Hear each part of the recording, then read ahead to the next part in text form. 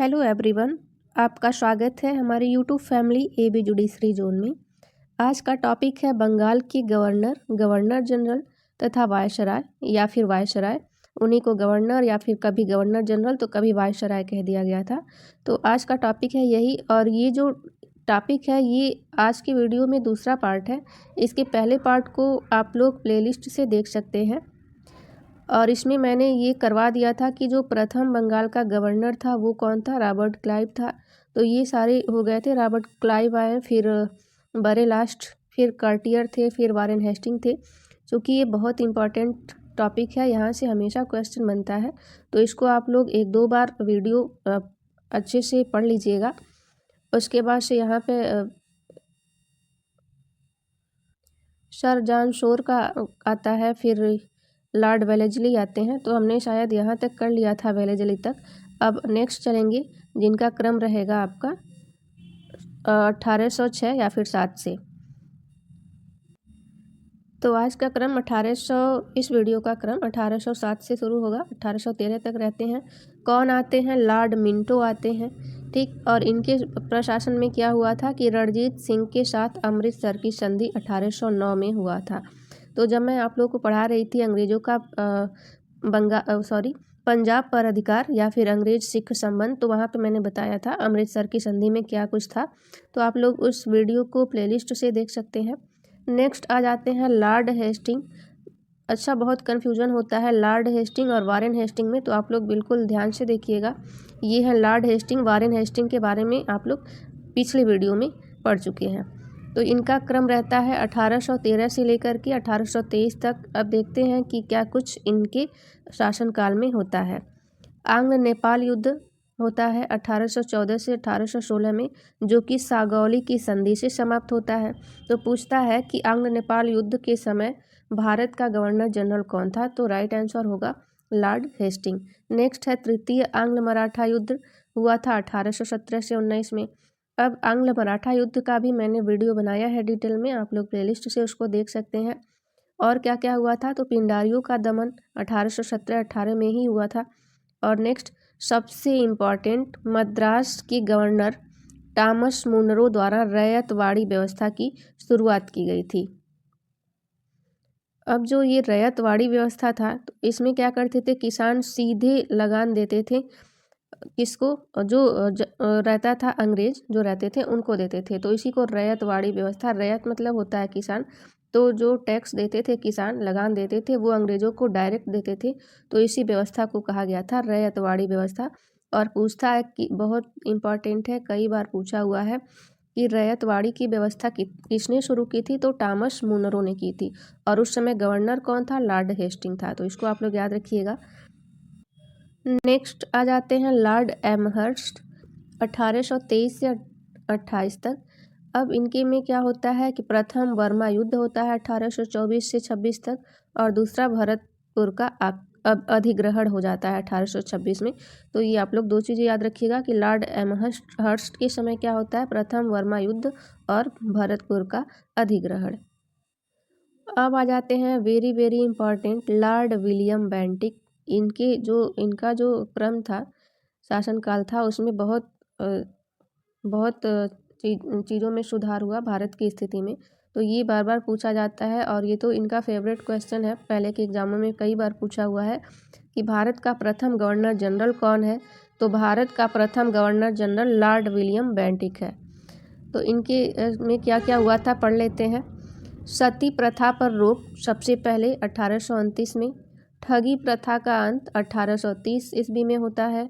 उसके बाद 1833 का चार्टर अधिनियम आता है, और 1835 का शिक्षा संबंधी प्रस्ताव, शिक्षा सुधार तथा अंग्रेजी भाषा को शिक्षा का माध्यम बनाया गया था। रणजीत सिंह के साथ निरंतर मित्रता की संधि इनकी हुई थी। तो याद रखना है कि लॉर्ड विलियम बेंटिक के बारे में क्या क्या फैक्ट याद रखना है कि इनको भारत का प्रथम गवर्नर जनरल कहा गया, और इनके काल में क्या हुआ था, सती प्रथा पर का अंत हुआ था, ठगी प्रथा का अंत हुआ था, 1833 का चार्टर अधिनियम आया था, 1835 में जब शिक्षा का संबंधी प्रस्ताव हुआ था, तो उसमें ये माना गया था कि सभी जो भाषा होगा उसमें अंग्रेजी भाषा में, जो भी कार्य होगा प्रशासनिक, सब अंग्रेजी भाषा में होगा। और इनका जो रणजीत सिंह के साथ था निरंतर मित्रता की संधि थी, तो ये याद रखना है। नेक्स्ट आ जाते हैं मेटफाक, लॉर्ड मेटकाफ, जिनका क्रम रहता है 1835 से 36 तक। 1835 में प्रेस एक्ट पारित हुआ है। इसके द्वारा प्रेस एक्ट पर लगाई गई पाबंदियां को हटा दिया गया था। तो बहुत बार पूछा हुआ है कि प्रेस एक्ट कब पारित हुआ था, तो 1835 में, और किसके कार्यकाल में, तो लॉर्ड मेटकाफ के कार्यकाल में।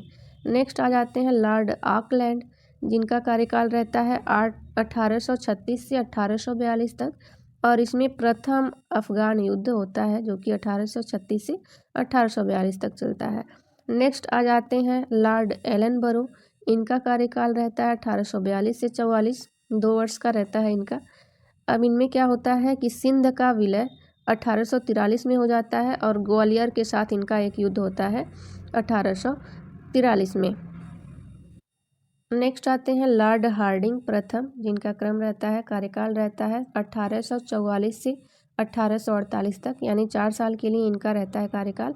अब इनमें क्या होता है कि प्रथम अंग्रेज सिख 1846 ईस्वी में होता है और लाहौर की संधि होती है, और बालिका हत्या तथा नरबली हत्या पर रोक लगाई जाती है। तो याद रखना है, लॉर्ड हार्डिंग प्रथम के समय में प्रथम अंग्रेज सिख युद्ध हुआ था और बालिका हत्या तथा नरबली की प्रथा पर रोक लगाई गई थी।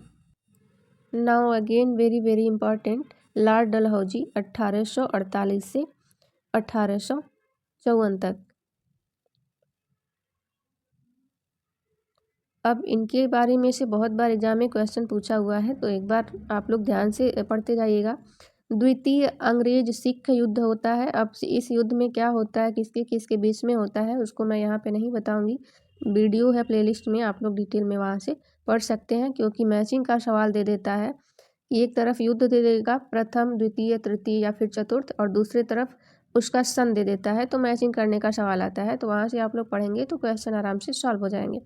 अब द्वितीय अंग्रेज सिख युद्ध होता है किसके शासनकाल में, तो लॉर्ड डलहौजी का रहता है। अब नेक्स्ट इनका वेरी वेरी इंपॉर्टेंट व्यपगत का सिद्धांत या हड़प नीति, इसको बहुत बार एग्जाम में पूछा हुआ है।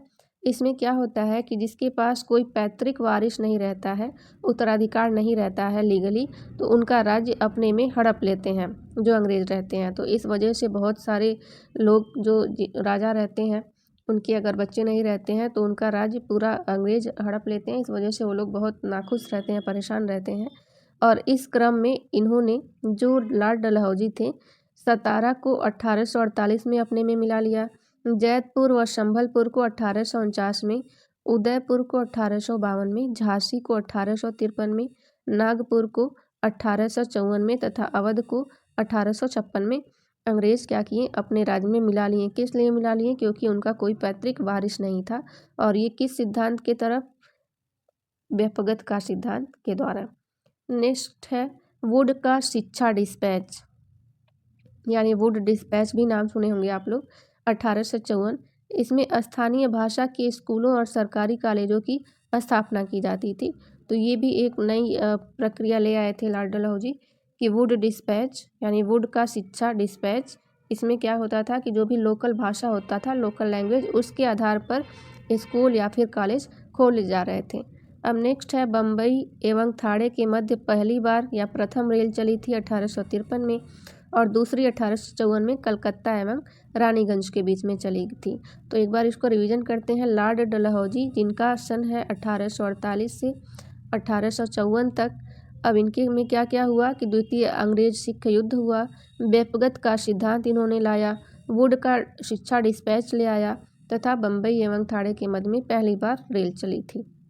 और ये जो दे रखा है इसका भी क्रम पूछ देता है, और एक तरफ नाम दे देता है और एक तरफ हड़प का सन पूछ लेता है। तो आप लोग याद रखिएगा। सतारा 1848 में, जैतपुर संभलपुर 1849, उदयपुर को 1852, झांसी 1853, नागपुर 1854 और अवध 1856। और भी इनके इस कार्यकाल में टेलीग्राफ एवं डाक सुधार हुआ था। तो ये भी एग्जाम में पूछा हुआ है, डाक सुधार किसके कार्यकाल में हुआ है। और ये तब यहाँ पे 40,000 मील लंबी टेलीग्राफ लाइन द्वारा कलकत्ता, बम्बई, मद्रास एवं पेशावर को आपस में जोड़ा गया था। तो याद रखना है टेलीग्राफ एवं डाक सुधार में 40,000 मील लंबी तक। किसको किसको जोड़ा गया था? कलकत्ता, बम्बई, मद्रास एवं पेशावर को। 2 पैसे के शुल्क पर राष्ट्रीय डाक सेवा प्रारंभ की गई। तो ये भी पूछता है सबसे पहले डाक सेवा कब किसके शासनकाल में प्रारंभ की गई थी? तो लॉर्ड डलहौजी के। प्रत्येक प्रांत में लोक निर्माण विभाग की स्थापना की गई। विधवा पुनर्विवाह अधिनियम 1856 को पेश किया गया। पेशवा की पेंशन की समाप्ति कर दी गई। तो आपको याद रखना है क्या क्या कि टेलीग्राफ या फिर डाक सुधार, लोक और एक नए लोक निर्माण विभाग की स्थापना, विधवा पुनर्विवाह अधिनियम जो कि कई बार पूछा हुआ है, किसके शासनकाल में कार्यकाल में समाप्त किया गया था? 1856 में लॉर्ड डलहौजी के में। अब आ जाते हैं 1856 से 57 में लॉर्ड कैनिंग। अब लॉर्ड कैनिंग से क्वेश्चन बनता है कि बंगाल का अंतिम गवर्नर जनरल कौन था? तो लॉर्ड कैनिंग थे।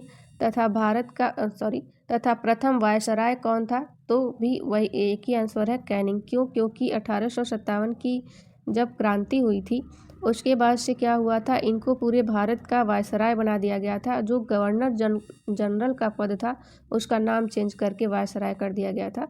तो इसलिए ये हो गया क्वेश्चन का आंसर कि प्रथम वायसराय कौन बना था? तो लॉर्ड कैनिंग। और अंतिम गवर्नर जनरल कौन था? तो उसका भी यही आंसर है, लॉर्ड कैनिंग। अब देख लेते हैं क्या हुआ था इनके कार्यकाल में। सबसे इम्पॉर्टेंट 1857 में कलकत्ता, मद्रास एवं बम्बई में 3 विश्वविद्यालय की स्थापना हुई थी और 1857 की क्रांति हुई थी। तो ये तो बहुत बार पूछा हुआ है कि 1857 की क्रांति के दौरान गवर्नर जनरल कौन था? तो लॉर्ड कैनिंग थे। अब जब ये वायसराय बन जाते हैं 1857 की क्रांति के बाद, तब इनका क्रम हो जाता है 1858 से 1862 तक वायसराय के पद पर। अब इनका कार्यकाल वायसराय के रूप में देख लेते हैं क्या क्या कार्य इन्होंने किया था। 1858 के भारत सरकार अधिनियम द्वारा कंपनी के शासन की समाप्ति हो गई। जब 1857 की क्रांति हुई थी तो उसके पहले ईस्ट इंडिया कंपनी पूरे भारत पे क्या कर रही थी? प्रशासन कर रही थी। लेकिन जैसे ही 1857 की क्रांति हुई और समाप्त हुई, तुरंत वहाँ यहाँ का जो प्रशासन व्यवस्था है ईस्ट इंडिया कंपनी से लेकर के डायरेक्ट ब्रिटिश ताज के अधीन कर दिया गया। यानी कि जो ब्रिटिश सरकार थी वो डायरेक्ट यहाँ पे अपना प्रशासन शुरू कर देती है और ईस्ट इंडिया कंपनी का अधिकार ले लेती है। उसको केवल व्यापार करने के लिए ही अनुमति देती है, बाकी शासन प्रशासन व्यवस्था अपने हाथ में ले लेती है। तो क्या होता है कि ईस्ट इंडिया कंपनी के शासन की समाप्ति होती है तथा शासन का प्रत्यक्ष नियंत्रण ब्रिटिश हाथों में आ जाता है। तो जैसा कि मैंने बताया कि ईस्ट इंडिया कंपनी इसके पहले कर रही थी, तो उसको समाप्त करके ब्रिटिश का जो शासन है, जो राजा थे, वो अपने हाथों में यहाँ का पूरा प्रशासन व्यवस्था ले लेते हैं। अब यूरोपीय सेना द्वारा श्वेत विद्रोह किया गया था। तो ये भी एग्जाम में क्वेश्चन बना हुआ है कि श्वेत विद्रोह 1859 में किसके कार्यकाल में हुआ था? किस वायसराय के? तो लॉर्ड कैनिंग के। नागरिक विधि संहिता 1859 या फिर IPC 1860, फौजदारी विधि संहिता 1861 का निर्माण हुआ। ये भी एग्जाम में पूछा हुआ है, तो लॉर्ड कैनिंग के ही काल में हुआ था। नेक्स्ट भारत शासन अधिनियम आया था 1861 का तथा पुलिस विभाग का गठन 1861 में हुआ था। नेक्स्ट आ जाते हैं लॉर्ड एल्गिन प्रथम। इनका कार्यकाल रहता है 1862 से 63 तक और इनकी में क्या होता है कि बहावी आंदोलन होता है तथा पश्चिमी सीमा प्रांत में कबायलियों के दमन के लिए चलाया गया एक अम्बेला अभियान होता है। तो याद रखना है, अम्बेला अभियान और बहावी आंदोलन कब हुआ था? तो लॉर्ड एल्गिन प्रथम के कार्यकाल के दौरान हुआ था। इसको आप लोग 1-2 बार पढ़ लेंगे तो अच्छे से बिल्कुल याद हो जाएगा और यहाँ से क्वेश्चन ज़रूर बनता है, तो आप लोग इसको पढ़ लीजिएगा। लॉर्ड जॉन लॉरेंस 1864 से 1869 तक। अब इनके कार्यकाल में भूटान युद्ध हुआ था तथा कलकत्ता, बम्बई एवं मद्रास में हाई कोर्ट की स्थापना हुई थी। तो पूछता है कि कलकत्ता, बम्बई एवं मद्रास में हाई कोर्ट की स्थापना हुई थी, उस समय कौन था वायसराय? तो लॉर्ड जॉन लॉरेंस थे। Next Lord Mayo. भारतीय सांख्यिकी सर्वेक्षण की स्थापना यानी कि प्रथम जनगणना भी हुई थी 1872 में। भारत की प्रथम जनगणना हुई थी और भारतीय सांख्यिकी सर्वेक्षण की स्थापना भी हुई थी, तो याद रखना है। और राज्यों में रेलवे व्यवस्था की शुरुआत की गई थी। तो 3 याद रखना है लॉर्ड मेयो से कि भारतीय सांख्यिकी सर्वेक्षण की स्थापना हुई। 1872 में प्रथम बार जनगणना हुआ भारत में तथा राज्यों में रेलवे व्यवस्था की शुरुआत हुई। इसमें से सबसे ज़्यादा यही पूछता है प्रथम जनगणना वाला, तो आप लोग इसको याद रखिएगा। इनकी हत्या अंडमान निकोबार में की गई थी, तो ये भी क्वेश्चन बना हुआ है। अब 1872 से 1876 तक लॉर्ड नॉर्थ ब्रुक का कार्यकाल रहता है। तो इनके कार्यकाल में कूका आंदोलन होता है तथा प्रिंस ऑफ वेल्स की भारत की यात्रा होती है। अब आ जाते हैं लॉर्ड लीटन। इनसे भी बहुत इम्पोर्टेंट क्वेश्चन पूछे हुए हैं। कार्यकाल इनका रहता है 1876 से 80 तक, 1880 तक। अब इनके कार्यकाल में क्या हुआ था, तो अकाल आयोग की नियुक्ति हुई थी। यहाँ पे मैं बस बता रही हूँ ये, और ये टॉपिक है कि किस गवर्नर जनरल या फिर गवर्नर या वायसराय के समय क्या क्या घटनाएं हुई थी या फिर कौन कौन सा युद्ध हुआ, कौन सी संधि हुई, तो मैं आपको डायरेक्ट वन लाइनर के फॉर्म में बता रही हूँ। बाकी इसका डिटेल में जैसे कि वर्नाक्यूलर प्रेस एक्ट हो गया, लागू हो गया, इसमें क्या कुछ था, तो इन सब का अलग टॉपिक पे वीडियो आएगा, तो आप लोग वहाँ से उसको पढ़िएगा। यहाँ पे बस ये है कि इनके प्रशासन में कौन कौन सा कार्य हुआ था, तो ये क्वेश्चन बनता है एग्जाम में, तो इसलिए आप लोग याद रखिएगा। लॉर्ड लीटन, अकाल आयोग की नियुक्ति हुई थी 1878 में। राजकीय उपाधि अधिनियम 1876 हुआ था। केसर ए हिंद की उपाधि इन्होंने क्या किया था, धारण किया था। तो पूछता है केसर ए हिंद की उपाधि किसने धारण की थी, तो लॉर्ड लीटन ने। वर्नाक्यूलर प्रेस एक्ट लागू होता है 1848 में। आर्म्स एक्ट 1878 में आता है तथा द्वितीय अफगान युद्ध होता है। तो लॉर्ड लीटन से आपको याद रखना है अकाल आयोग की नियुक्ति, राजकीय उपाधि अधिनियम 1876, वर्नाक्यूलर प्रेस एक्ट लागू, आर्म एक्ट लागू, द्वितीय अफगान युद्ध। नेक्स्ट है लॉर्ड रिपन। 1880 से 1884 तक 4 साल तक इनका कार्यकाल रहता है।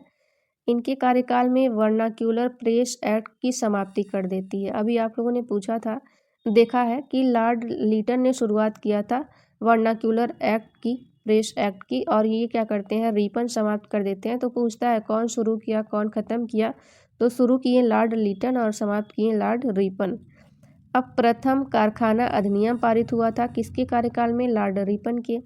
स्थानीय स्वशासन संबंधी सरकारी प्रस्ताव आया 1882 में।